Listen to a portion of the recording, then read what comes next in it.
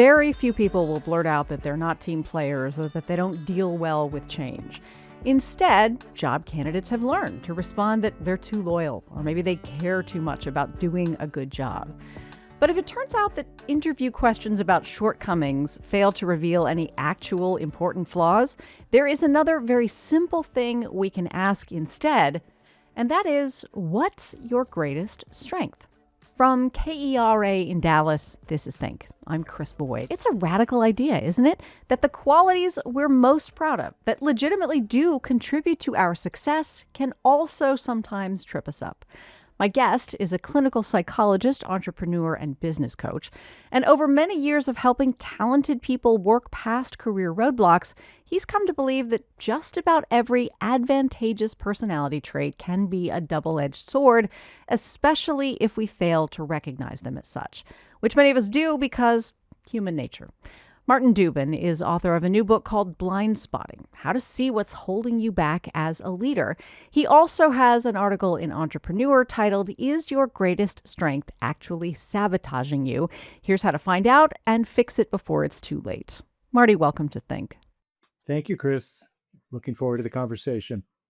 So, as your title implies, many of us have all kinds of personal blind spots that can keep us from seeing clearly how we need to act and sometimes change in order to succeed. But the idea of traits we're proud of having the potential to create problems, this is so fascinating to me because it's so counterintuitive. How did you start to realize that strengths are not unqualified positives? So, one of the things that I did and that most business coaches do is conduct what's called a 360. You interview everybody that works around the person. And those responses tend to fall into two buckets. You know, what are somebody's strengths and what are their opportunities to improve? And I kind of did that for a while that way. And then I started to realize that if I thought deeply about the opportunities, they were actually the flip side, often the flip side of the strengths taken to an extreme or the strengths overutilized in situations, you know, they weren't always just the exact opposite word. But if you thought about it, you could realize that these things were connected. The confident person became arrogant, those kinds of things. The overly curious person became distractible. So, the double edged strengths that you explore in the book are related to the so called Big Five personality traits. Can you remind us broadly of what those are? Sure, these are kind of research-based personality traits that seem to be well fixed early in life and are consistent throughout life and don't change very much. And the acronym often used is OCEAN to kind of remember the five: openness to experience, conscientiousness, extroverted, agreeableness, and neuroticism. And each of those have the polar opposites on each end. And we're somewhere on a dimension, on a continuum on each of those five at some point. We each have our own set points. Conscientiousness sounds like an ideal quality for a leader. How can that backfire if taken to extremes? Yeah, I mean, all these things are, we all function in situations and with different people. So in many situations, things work well, and we tend to do our normal behavior because it's worked well for us and it's kind of our default. And we don't often recognize when we're in a situation when it doesn't work well. So the conscientiousness is attention to detail and diligence and all those kind of things, carefulness. And if you're in a situation where really you need to be flexible, creative, pivot, and you're sticking with the detail, then you're probably missing what the situation is requiring from you. When something has been characterized as a strength, when we think of it as our own strength, it can be really hard to imagine that it's a problem. Can you talk about why it is so hard for most of us to countenance the idea that the thing that we consider our greatest asset has the potential to trip us up? Well, I mean, you kind of answered the question, right? Because we do value those things, and they're part of our personality, and you know, and we shouldn't change them. What I'm all about here is self-awareness. So it's 90% of the time or 95% of the time, we've crafted a life that we're successful and those personality traits work for us. But the key is to be able to become aware of when they aren't working for you. And instead of thinking that the problem is the other person or the problem is the situation, um, which it might be, but also to kind of put into that list that maybe I'm just kind of doing my regular pattern recognition, my regular response, and something else is really needed from me at this time. You say we shouldn't change them. When it comes to the big 5 personality traits, I mean, aren't these kind of immutable characteristics across a lifetime, or do we have the power to do something about them? Well, they are pretty, fixed, and most of our personality is very fixed in my experience, both as a psychotherapist and as a business coach. Um, but all of our characteristics, whether it's our emotions, our traits, our intellect, our motives, all those things are represented in our behavior. So if we are overly extroverted and we talk a lot and we dominate conversations, and we probably can't change that, but we can remind ourselves, wait, in this particular meeting, I should be only talking 20% of the time instead of 60 or 70, and actually change our behavior. So our behavior is very changeable, with concentration and diligence and practice. And even if our core personality stays the same, we can become more flexible by making the brief tweaks and adjustments in our behavior. You write here about a CEO who was naturally pretty introverted as a person. How did that cause problems for her as a CEO? Yeah, so she kind of got elevated to the CEO, and she became an accidental CEO, if you will, and was really competent in so many areas to fill that job. But by nature, she was introverted. So the company was beginning to gain traction, and the salespeople were just, anxious for her to come help close sales. She had a great visibility because of her technical background, and she built up a bit of a reputation there. They wanted her to do keynote addresses and a variety of those kinds of things. And she just kept finding excuses to not do those things. And when you're the CEO, you kind of control your own time. And so, with a bit of a reflection of really what is her job, she certainly began to see that there were things that she should be doing and could be doing that were more effective. She actually was very good in very small little groups and one-on-one. She was charming and very engaging. But for her to kind of do those big speeches or to go, travel to a customer took a lot of energy from her that just wasn't part of her natural personality. So she maybe pushed herself a little bit in those directions. You also note that she was able to compensate by building a team around her that could pick up some of those things that she was really uncomfortable doing. Exactly. I mean, it starts with the self-awareness. So the job was her recognizing that what her nature was. She didn't define herself as an introvert, but as we began to explore all that, it became pretty evident, and she could recognize that. And then, yeah, it was just all right. Let's build a plan. Where can you begin to stretch a little bit that you're comfortable and that won't take too much of your energy, and where can you compensate? So we were able to work with the sales team that they would just bring her in at the very last when she was necessary to kind of help close the deal. They could schedule her for a couple keynotes, and the team actually, a communications team, the sales team, kind of helped actually brand her as the introverted CEO that was able to rise to the occasion, which was kind of a unique brand that was actually pretty engaging to the audiences, and that didn't require her to be any different than who she was. She could kind of own it and then stretch out from it. And we had the communications team help her with, more speeches and other kinds of things that they could kind of handle for her and get her more prepared. The very first chapter of this book is about identity, which is such an interesting place to start because it feels so personal. Our identity kind of touches every interaction we're going to have with every human being, whether that's in the workplace or anywhere else. Um, One thing that you say can become a blind spot is when our identity doesn't shift as our career responsibilities do. Talk us through that. Right. So I you see this happen in regular companies, and I saw this happen a lot in the entrepreneurial companies I worked with. Maybe I'll just speak quickly on the entrepreneurial, and then we can also talk about the more traditional companies. The entrepreneurs start a company with an idea. Their identity is to be an innovator. Their identity is to be a risk taker. Their identity is to kind of break the mold, do those kinds of things. They're doing things that haven't been done before. But at some point when their product in the market, there's some traction, now they actually need to build a company. They need to learn about legal and HR and all sorts of things that are not accustomed to. And if those are just have to do things for them and they haven't really shifted their identity change, they're not going to be really devoting the time and the energy to really do that. I mean, the shift there is to go become from an innovator to a business builder.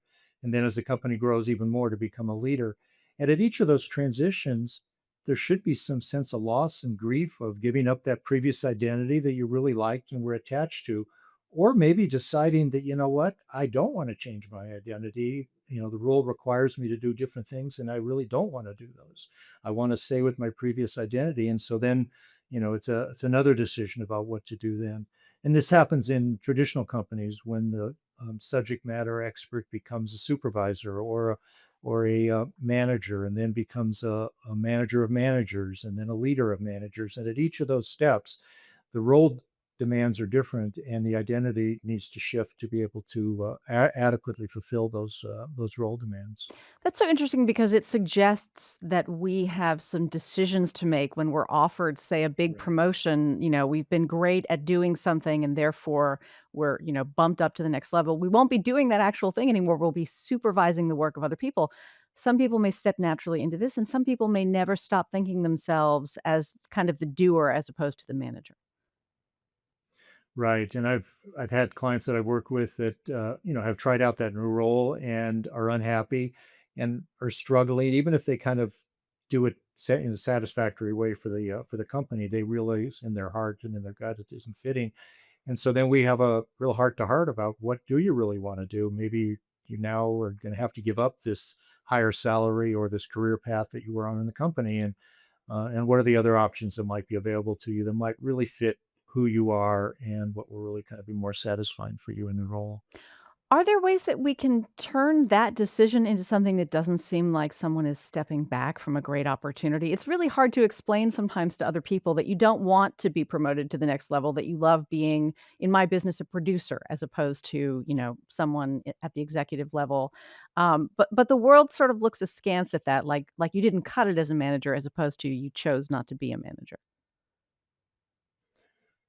Yeah, and I think, there's some self-reflection to and some trade-offs that you have to make about that, and deciding what's really important to you. I talk also in the book about three core motives, that motive for power, motive for achievement, and the motive for affiliation. And we all fit again on some scale in terms of how important each of those are. And there are a lot of other motives that we have as well.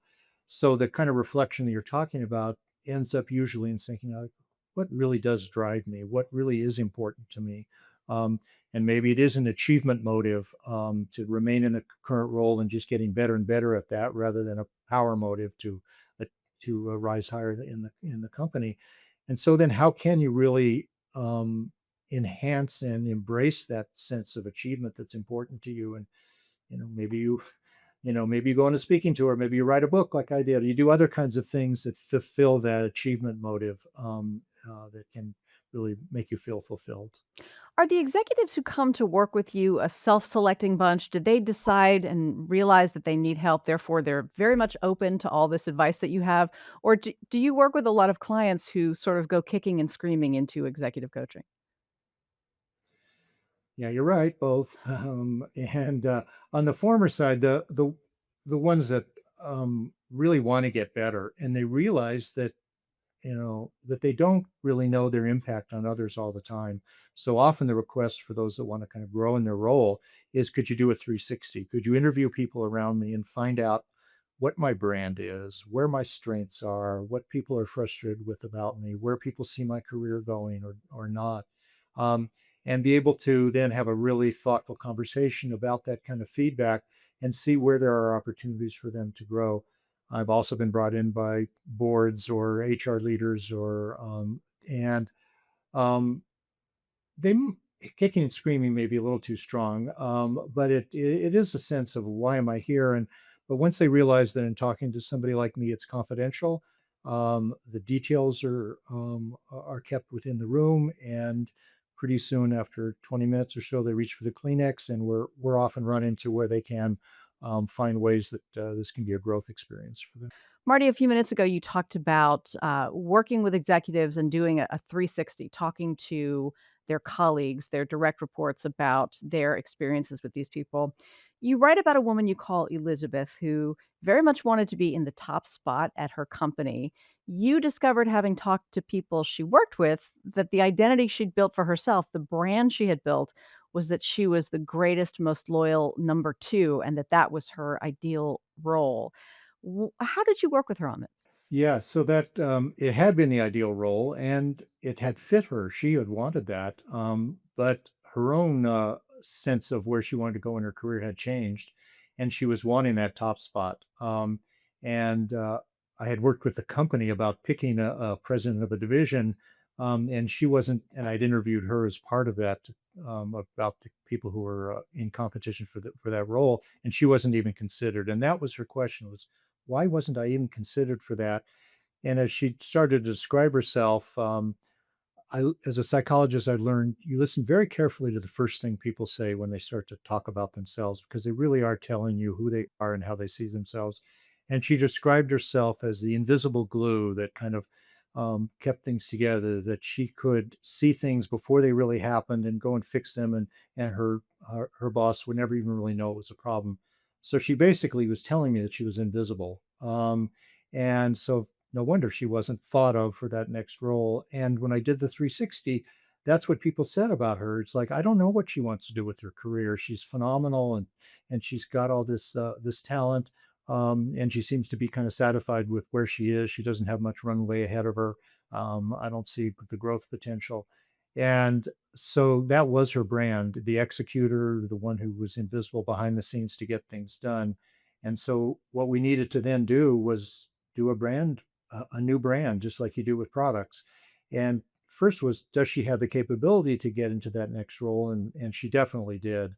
And rather than kind of holding those things back, we found ways that she could begin to advertise, if you will, her new brand, that she was in meetings holding back, and then now she could kind of step forward, not in a way that she was trying to kind of grab the spotlight, but just in ways that she could ask questions like, I wonder if we should be doing it this way, when in the past that would have been a quiet conversation she would have had with her boss.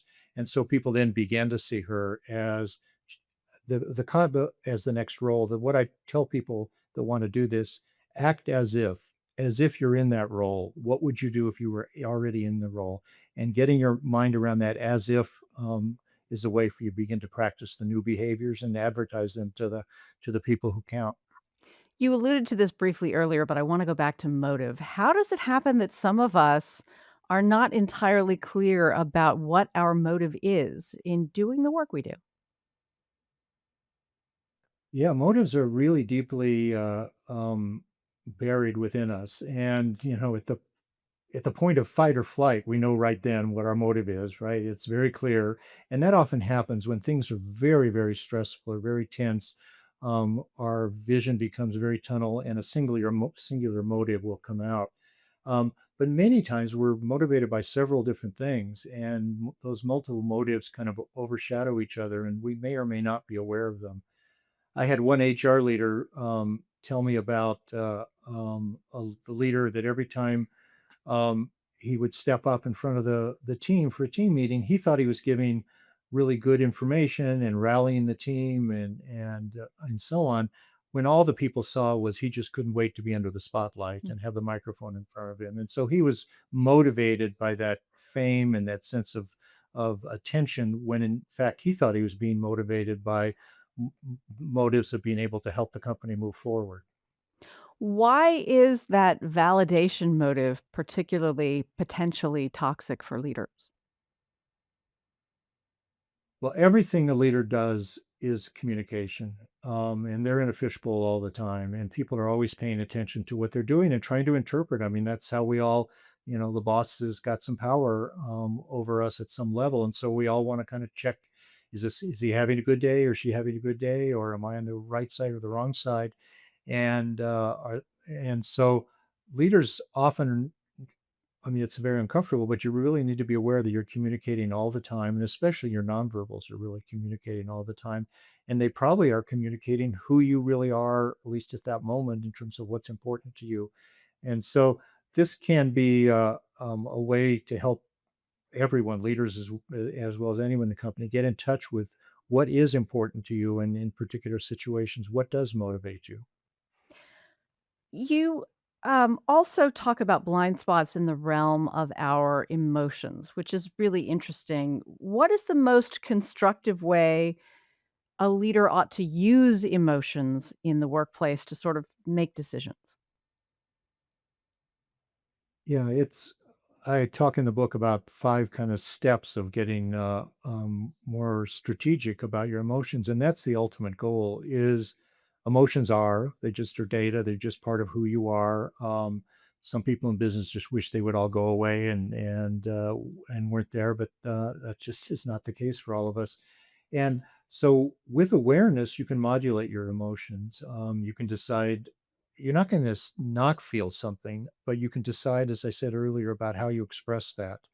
Um, I worked with one leader who always felt like he needed to bottle up his frustration and anger and everything, and he did a pretty good job of that.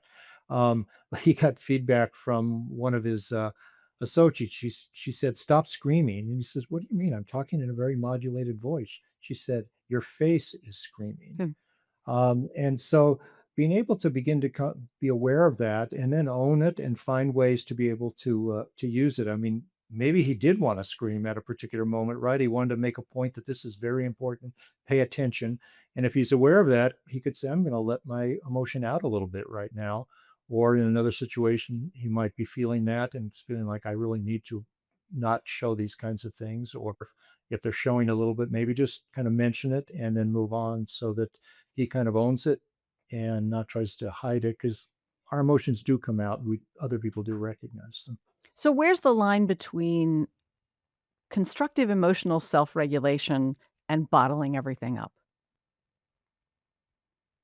Yeah, it's got to be situational, right? You can be more open with some people than you can with others.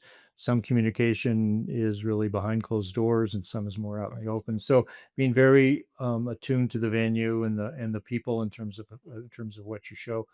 But it's a if you're feeling like you are being pushed by a very strong emotion and it is hard for you to control, the best thing to do is just to say it, advertise it, not necessarily show the anger, but say, I'm feeling angry right now, or I'm feeling tearful right now, or I'm feeling so warm and excited right now about what we're doing. Um, Verbalizing emotions can help kind of take some of the intensity out of them and make them more manageable in a very immediate kind of way. You know that good leaders possess an awareness of the emotions of those around them and also an awareness of how their own emotions and emotional displays have kind of downstream effects. If that kind of Right. awareness doesn't come very naturally to us, what can we do to build our skills? Yeah. I mean, that to me is the highest level of kind of emotional, flexibility, is to see those downstream effects of your emotion and actually to be strategic about them, to be thinking, "I'm gonna say this right now, or I'm gonna show this right now because I do want it to reverberate throughout my team or the organization." And, maybe the place to get I hadn't really thought about this until you just asked, but maybe the place to do that is with a coach where you can begin, or with a close confidant, where you can begin to kind of talk all that out and get very clear about what you're feeling, how you want to display it. Um, it's really a skill, like any other skill, that takes a lot of practice and a lot of sophistication to get better and better at that. So if it's a struggle for you, you got to start with baby steps and maybe have somebody who can help you with that, help you identify the feeling, talk about what would happen if you show those feelings, or those communications, what will be the downstream effect. And with practice you'll get better and better at that, and the real master leaders are so smooth with that you don't even know that it's happening when they're doing it. Does this get harder for some leaders as they gain power? I've read research that says that people are more likely to struggle with empathy, or maybe not struggle at all, just not display empathy as they have more power and more kind of respect accorded to them, they become the most important person in the room. As a psychologist, I really work on one person at a time, so I'm not sure if that, holds in a general sense, but I certainly have seen people that have that kind of problem, and it can come from a variety of different ways. I saw one leader that just felt the awesomeness of the responsibility on his shoulders, and he, when he got promoted to CEO, and I met with him shortly after, and he had these floor to ceiling windows. He said, Marty, the first time I walked in the office, the impulse was to me, don't jump out the window. Mm. And just feeling that intensity was causing him to really restrain some of his natural instincts, the things that had gotten him so far. So it wasn't about, oh, I finally made the corner office and aren't I wonderful? And everybody should bow down to me. For him, it was a sense of humility of the role and humbleness and awesomeness about the responsibility that he was probably over indexing on, and he still had a great team around him and he still was a great leader of teams. And so for him it was to get comfortable in the in the position and how to assert power in ways that he felt was genuine for himself. How do emotions figure into company cultures? I'm thinking about certain companies where there's a lot of rah rah action going on. There are other companies where everything is very intense and focused. How much of that comes down from the highest levels of management, and how much of it bubbles up from the workforce? Well, in entrepreneurial companies that don't have a lot of history, it all comes from the top. It is the personality of the top leader and top team that really sets the culture right from the beginning. In traditional companies that have been built over many decades and decades, some of that gets dissipated from the top. But with any new leader, there's a new personality and there's a new cultural sense that happens. So it certainly happened in both ways. But um, the easiest place to start is with one person, then that person's at the top or their top team, and focus on, as I said earlier, their behavior, because their behavior communicates everything. So, if they're how they're communicating, whether it's a bottled up, as you had mentioned, kind of approach, and they feel like that's restraining the company, then they need to think about what do they need to do to change their behavior and their communication, and do it in a way that's genuine for them if they want to make that kind of change in the company. And if it's the other way around, where it's a little too loose and we need to button things up, then again, the same kind of thing needs to start from the top. And really, it has to be this is not something that changes quickly. This is over, probably a year that you can begin to kind of think about all these graduated strategic steps to change the culture. Marty, I would imagine people in the top echelons of management ask their direct reports and colleagues at their peril if there are blind spots. I mean, a lot of people might be able to recognize things that leaders need to work on, but worry about being honest with them. How do you create a culture in which, when that feedback is asked for, people feel safe relaying what they've observed? Right. So, first, the leader really needs to demonstrate a sense of openness and self disclosure to get other people to disclose to them as well as disclose about themselves. Creating a culture of feedback, and that feedback is information, and how to give feedback in a constructive way. There's a whole process around doing all of that. So it starts as a cultural message, not just a one-off of a single kind of situation. Certainly, if bringing in an outside coach to collect the 360 data is going to be provide much more of an opportunity for creating a sense of confidentiality and a sense of it being candid, and that's certainly what I think is the gold standard is interview based 360, and where you create that sense of culture around openness with the feedback, and that the independent coach can bring the feedback back to the leader in a way that is de-identified, is thematic, so no one feels that they're being singled out. Most leaders that I worked with say, "Oh, I know who said that," and maybe they're right about 60% of the time, quite frankly. But I help them move beyond. That's not what this is about. And if that's the reason they're doing the feedback, then it's going to not be productive at all. But it's really to learn from this feedback and to make adjustments. And I always tell leaders the first thing you do after you receive feedback is certainly go thank everybody for being spending the time and the energy and thinking about it. The second thing you do is you go back and you say, there's some things there that I learned and I really need to think about them and incorporate what kind of changes I want to make. And then when you're ready, the third um, thing you do is you go back and say, here's what I want to do about these things. I can see where these things are getting in the way of my being a better leader, and I'm going to be doing these things, and I'd like you all to help hold me accountable. And if the leader's able to demonstrate all that and do that in a way, then it's setting a tone that other leaders in the team and other people throughout the organization can begin a process that is a more open way to accept and use feedback. Typically, when any of us receive feedback that is a mix, both positive and negative, we hear the positive stuff and we think, "Oh, yeah, yeah, that's right, great." Right. And then the negative feedback often will hit us in a way that we might not be prepared for. How do you help the people you are coaching to put this in perspective, again, as a tool and not as like a devastating character assassination? Yeah, I mean, this is back to the first thing we talked about. Often these are like we can look at the trades and that these are your strength is being overused.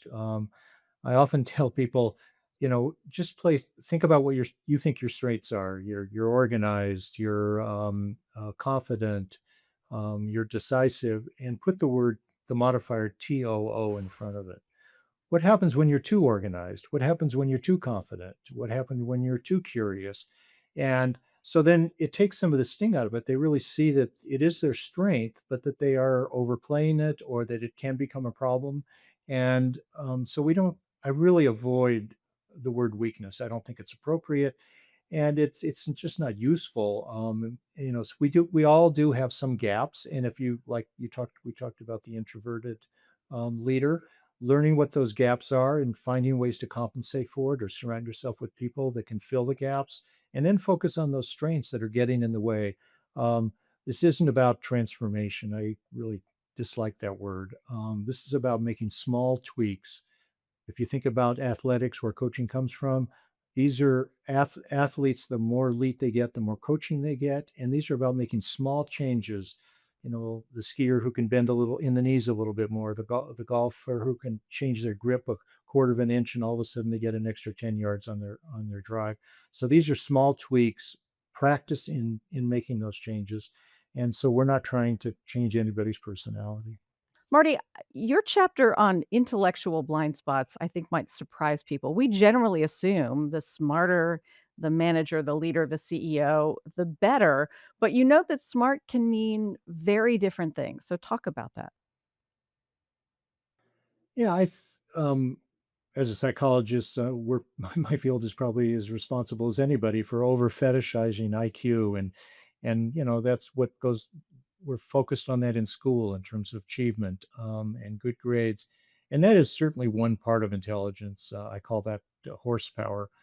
But if we think back, going to our 20 or 30-year high school reunion, and you see the kid that just did average in school, is super successful in life, and you wonder, like, really, what does make for success, and how important is intelligence or IQ? And so I think about four kinds of intelligence. This is what I've observed in working with leaders. So there is that horsepower IQ.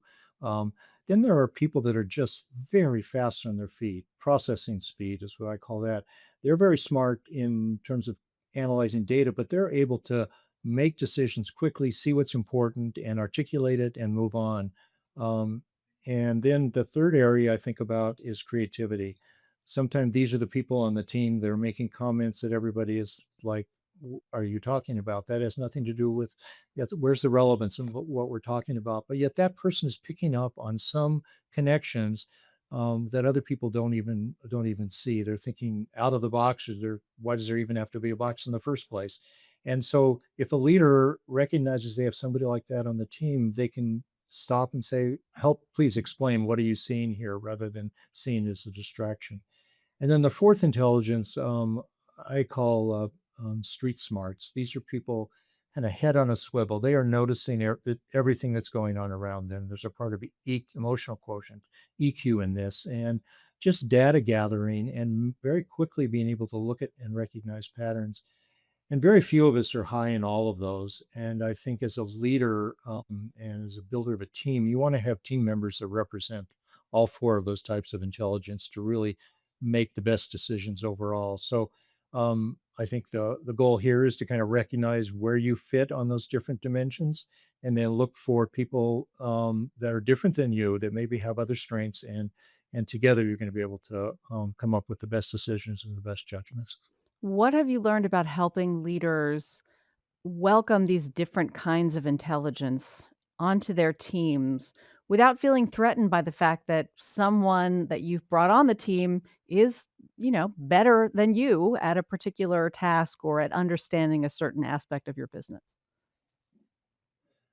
Yeah, I mean, one of the blind spot areas I focus on is around knowledge acquisition. If you're a leader, it is always about acquiring more knowledge. You are never able to know as much as you need to know, and that's your comfort zone is what you know, and what you know, and then you need to be able to know what you don't know. And most of us do that too, and try to get better at that. The real key is where you don't know that you don't know, or you don't know what you should know, and that's where the most effective leaders, and I've seen some brilliant ones, who surround themselves with people and are who are just come from all sorts of different walks of life in their network, and they're always asking kind of inquiring questions, probably like you as a journalist.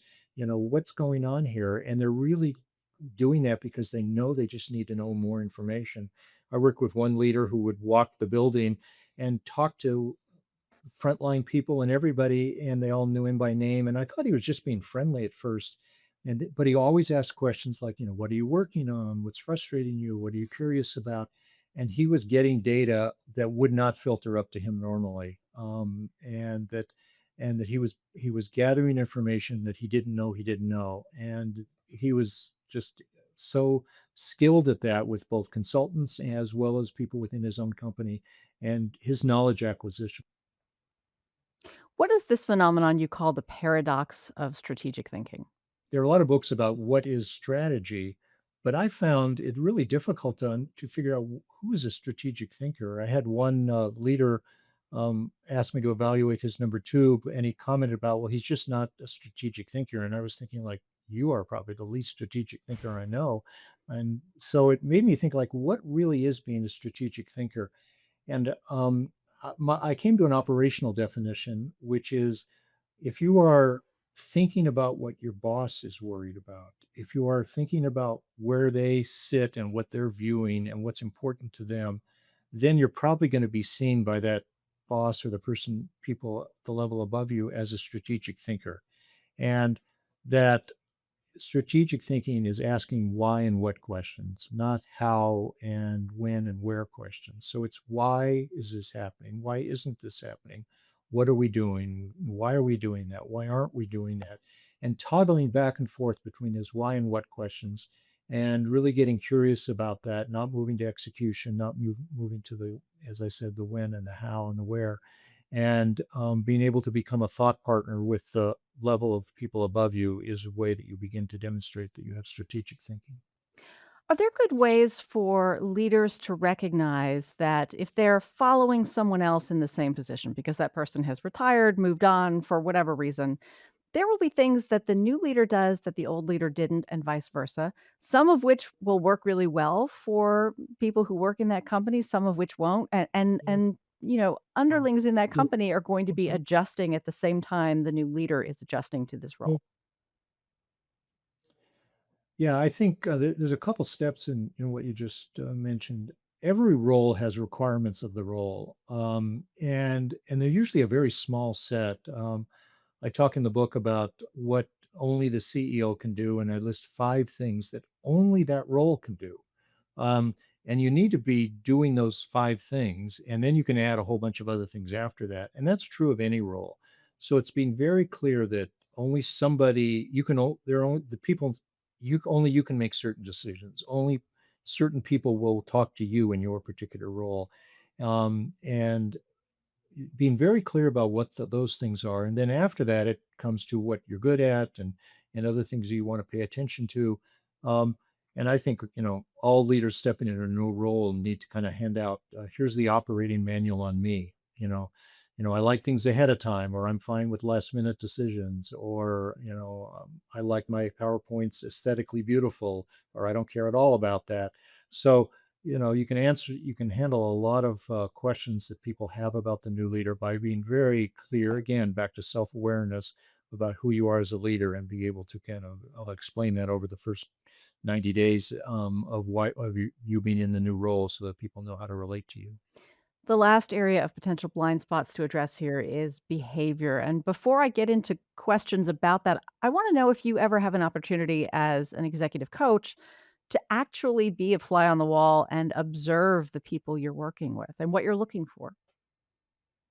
Yeah, I do that a lot, and that's one of the things I like about the difference between when I was a psychotherapist, and it's really kind of in the closed room that you try to get to know the person and learn about them.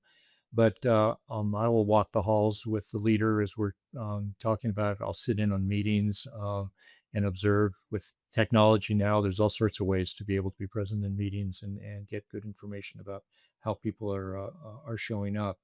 So those things are really essential. Otherwise, I'm just collecting data from the person that's in front of me through their filters and what they see. So it's really important for me to be able to get an observation kind of beyond that. You say that of all the things we've talked about, behavior is really probably the most critical to anyone's success. Is that because behavior is the thing that people see? It is, and it's the thing we can control the most. As I said, many of these things we're unaware of. There are kind of our default responses. We have to really kind of concentrate to be able to be aware of our emotions, our intellect, our traits. But all these things show up in our behavior. And ultimately, I mean, behavior is what everybody else sees. You and I could read the same book on how to lead a meeting and take away the five lessons and both apply those five lessons in a very different way because our personalities are different. Um, and if and that's the tool that you can change the most is your personality. There are so many things in business and in life we have no control over. The one thing we do have a great deal of control over is how we show up, and realizing that our personality is the expression of our leadership. That's the place to start in terms of being able to make change, as I said, small changes in our behavior that can have large impact. So, one big aspect of behavior is how we communicate. Is there an ideal way for a leader to do this? Well, it's to be aware, both their verbal and nonverbal communication, to be aware of the intention is not always the impact. I can't, I'll collect feedback and the leader will say, I didn't say that. Well, you didn't intend to say that, but that's how it came across.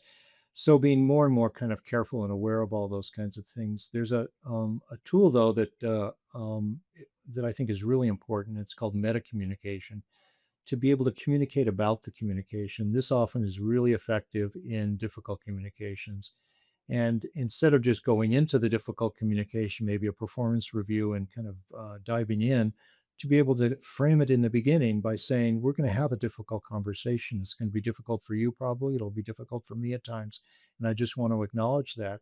And then maybe when it gets difficult and you feel like it could go in the wrong direction, you again rise to that meta level, that about communication, and comment about what's going on and say, it looks like we're really, at loggerheads right now, and we're both kind of struggling. And I want to see if we can just take a breather from that and think about how we can look at things differently.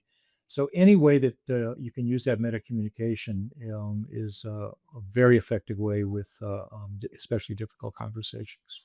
Marty, how common is it for the executives you work with to carry their executive personality through to their personal life? Or are people quite different when they're home with their spouses, their families, their neighbors?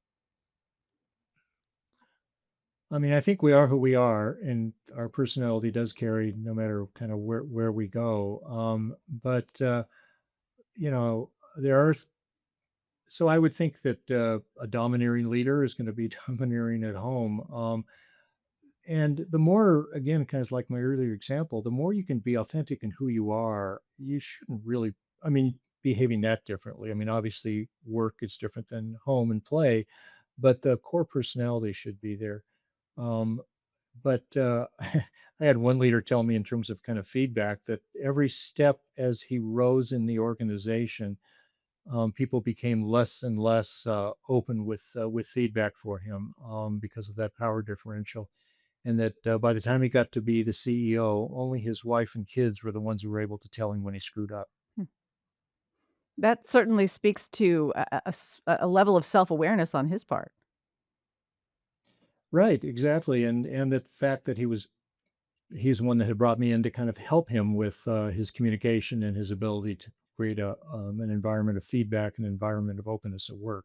And we had embarked on that way of doing that by using his feedback and then creating feedback for the rest of the team. He really wanted, he was a CEO in a new company, and he wanted to create a culture in that company that he had done in other companies where people were open to be able to provide feedback, and that hadn't been the case from the previous leader in that company. So this was the example we talked about earlier of trying to change the culture in a company and doing that very strategically by starting with the leader at the top. Lots of people listening to our conversation are not CEOs, don't have any desire to be CEOs. Pretty much everybody has a job. Do you feel like this effort to really know ourselves and look for blind spots can be useful for people regardless of what kind of career they want? Yeah, my book is a book about self-awareness, and it's published by Harvard Business Review. So the title has what's holding you back as a leader, but it could be what's holding you back as a parent, as a teacher, as a whatever. So it is kind of my distilling what I've learned from my practice as a psychotherapist, as well as a business entrepreneur, as well as a business coach. And I really think that the most important skill is self awareness, and it is a skill to develop. And I give these 6 areas to work on. The book has a lot of examples to try to get you thinking about it, but it makes no difference what role you're in. I mean, it's just we can the more we know about ourselves, the more effective we can be as human beings. Martin Dubin is a clinical psychologist, entrepreneur, and business coach. His new book is called Blindspotting: How to See What's Holding You Back as a Leader. Marty, thank you so much for this time. Really appreciate it. Great. Really enjoyed the conversation. Thank you. Think is distributed by PRX, the Public Radio Exchange. You can find us on Facebook, Instagram, anywhere you get podcasts, and at think.kera.org. Again, I'm Krys Boyd. Thanks for listening. Have a great day.